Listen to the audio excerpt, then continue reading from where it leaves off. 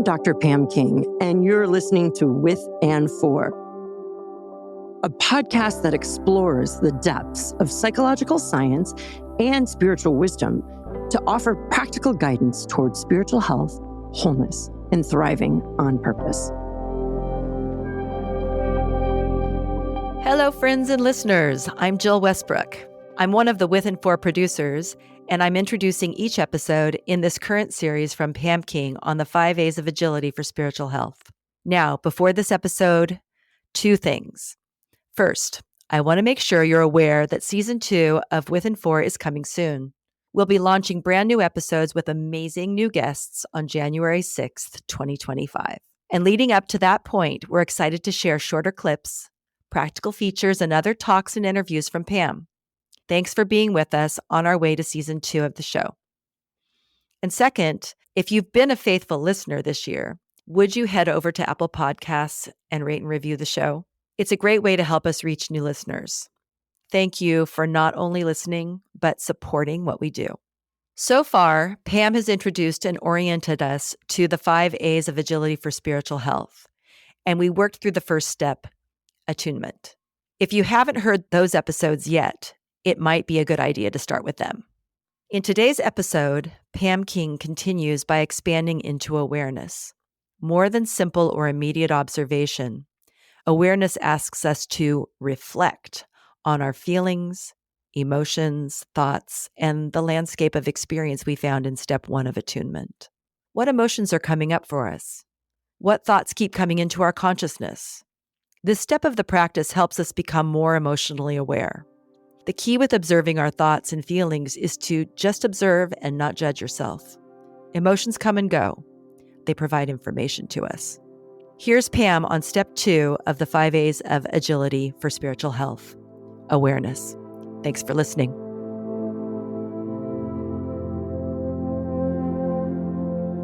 Last time, I told you about attunement, and today I want to talk about awareness. These 2 steps of the 5 A's are very interlinked, but they're importantly distinct. So as attuning was being really attuned to how you feel, how different parts of your body feels and the sensations, the awareness section of the cycle is to become aware of the meaning of those sensations. For example, if we're feeling a pit in our stomach, that might signal us to become aware that something is off in our life. Whether that's I'm hungry and it's time to eat, or that is there's a decision I need to make that's lurking that I'm stressed about. There's a relationship that's off in my life that I need to attend to. Awareness is when we start to attach our thoughts to the feelings that we experienced in attuning. Everything from taking 5 minutes of silence to think through the body parts that stood out when we were attuning. It can be actually taking time to journal and to reflect on the significance of the sensations one felt, or to even reflect on the lack of sensations one felt. If one felt really numb, what might that say? If there was a lot less strain or stress in your body, what is that suggesting? What do you become aware of through that reflection? The activity of journaling can be especially powerful because it allows us to elaborate through a kinesthetic experience. So there are studies that show when we take time to write, when we use our body and move our hand, that it helps integrate and give more insight into the meaning of those experiences. Furthermore, if we're willing to elaborate and take the time to tell a story about how those feelings came about or about what you're becoming aware of, narration and telling stories, whether it's telling to another person or writing in your journal, also helps integrate our brain and helps us experience a fuller awareness of the meaning of these feelings. So in the process of awareness, whether you're journaling, sharing about this, or thinking, is really important to have a posture of curiosity, a posture of welcoming these feelings. We're often trained to suppress feelings, to get over it, pull it together, move on. But the reality is you trip over rugs that you sweep a lot of stuff under. So this process of becoming aware is pulling that crap out from under the rugs. And I'll tell you, I'm a professional rug sweeper under. And there's been a lot of work in my own practices, life, therapy, of sweeping out those rugs. So be curious, welcome the dust, welcome the muck, hold it, consider what it means and what it's pointing you towards. Avenues for pruning, avenues for growth, avenues for loving yourself and grace. Accept these emotions without judgment. They are real, they are true, and they're valuable because it is our emotions that actually help direct us towards what matters. In this process of becoming aware is slowing down to help uncover the values that fuel our life. Understand anger and sadness as emotions that point us towards values that maybe are not being realized. Consider joy, delight, happiness as emotions that provide signposts towards things that matter and that we want more of in our life.